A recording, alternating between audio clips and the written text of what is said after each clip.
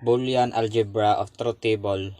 A truth table is a mathematical table used in logic, specifically in connection with Boolean algebra, Boolean function, and propositional calculus, which sets of functional values of logical expression of each their functional arguments, that is, for each combination of value taken by their own logical variables. In particular, truth tables can be used to show whether a propositional expression is true for all legitimate input values, that is, logically valid. A truth table has one column for each input variable, for example P and Q, and one final column showing all the possible results of the logical operation that the table represents, for example P XOR Q.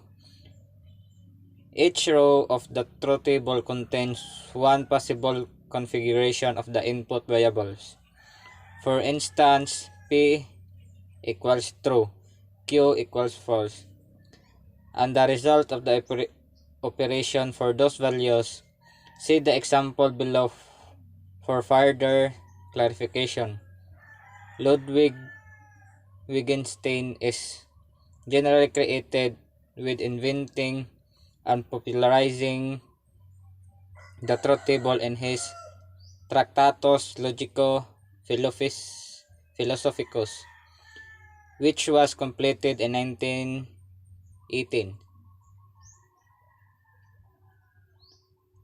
and published in 1921.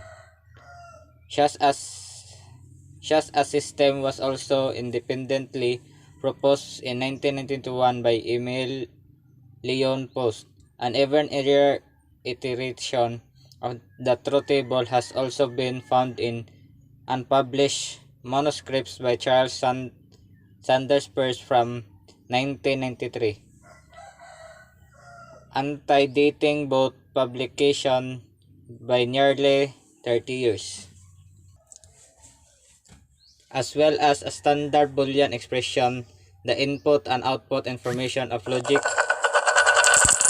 gate or circuit can be plotted into a standard table to give a visual representation of switching function of the system.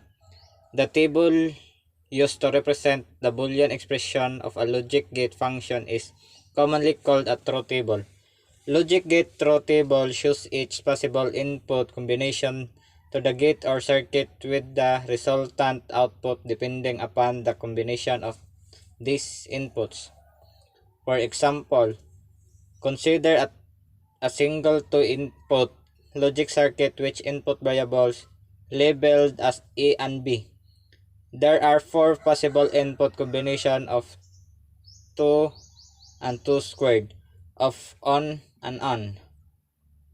For two inputs, however, when dealing with Boolean expression and especially logic gate truth tables, we do not generally use on or off, but instead give them bit values which represent a logic level 1 or a logic level 0 respectively.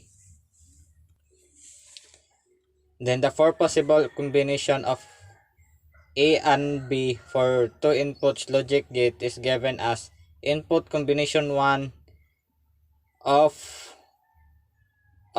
or 0 0, combination 2 off or on equals 0 and 1, input combination 3 on or off is equal to 1 and 0, input combination 4 on and on is equal to 1 and 1. Therefore, a 3-input logic circuit would have 8 possible input combination, or 2 cube, and 4 input logic circuit would have 16 or 2/4, and so on. The number of input increases, then a logic circuit with n number inputs would have 2n possible input combination of both off and on. So in order to keep things simple to understand, in this tutorial we will only deal with standard 2-point type logic gates, but the principles are still the same for gates with more than 2 inputs. Inigran sa program, mag-select ta og number para maadto ta sa OR gate. So select 1. Yung input A is 0.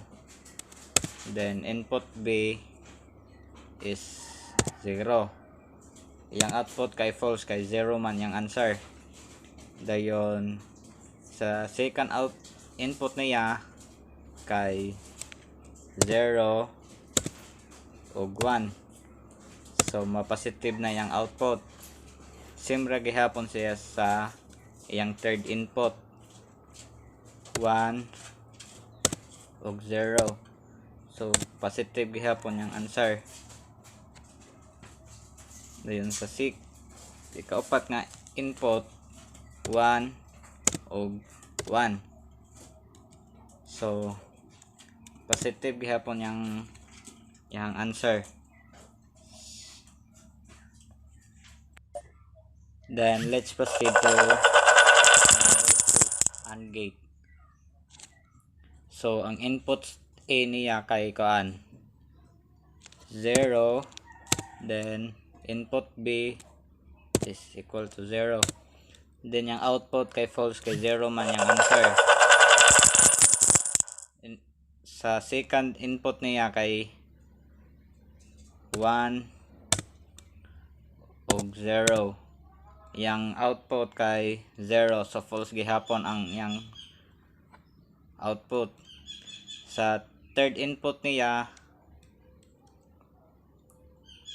0 ug 1, false gihapon kay ang output kay 0 man.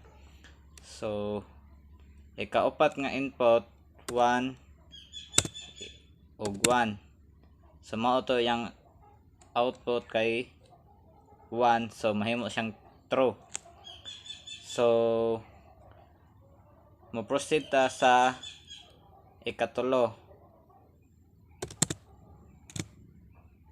which is NOT gate.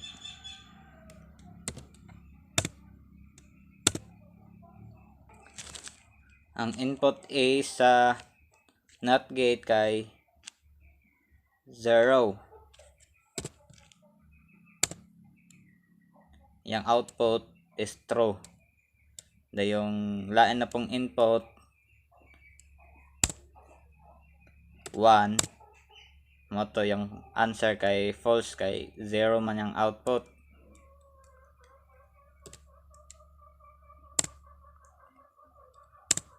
Then proceed ta sa number 4, which is SOR gate. Input na to sa iyahang input A 0 ug 0. So false ang iyahang output. Sa second input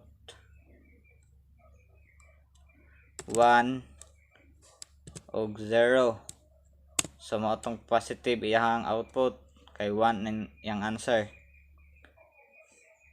Sa third input 0 ug 1, positive gihapon ang iyahang output, true gihapon. So sa last nga input 1 ug 1, ma-false na ang iyahang output, kay 1 is equal to 1 is 0 man, basta maggamit og SOR gate.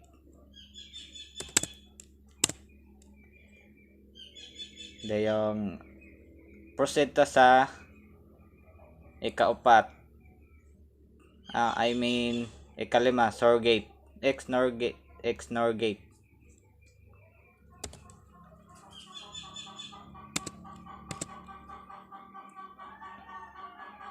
Ang input is sa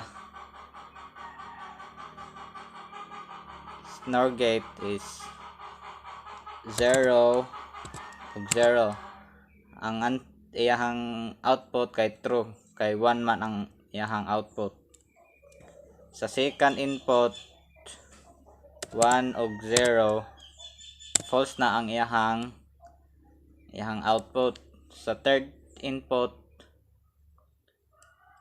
0 ug 1, false gihapon kay 0 man gihapon ang iyang output. Sa ikaupat 1 ug 1, tong positive na pod ang iyahang output or true. So proceed ta sa number 6, NAND gate.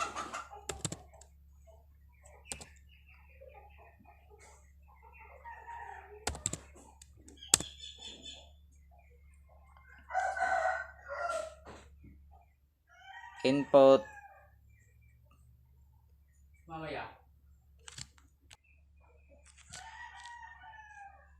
ang first input sa NAND gate kay 0 ug 0, matong true ang iyahang output. Dayon sa second input 1 ug 0, true gihapon ang iyahang output. Sa ikatulo nga input 0 1, true gihapon yang output. Sa ikaupat nga input nato 1 1, false na pod ang iyahang output. So proceed ta sa number 7, which is NOR gate. Ang NOR gate na gihapoy upat ka input 0 0, ang first input na 0 0. So positive true iyahang output. Sa second output 1 0, false ang iyahang output. Sa ikatulo nga input 0 1, false gihapon. Dayon sa ikaupat nga input 1 ug 1, mautong false gihapon ang iyahang output. Dayon number 8,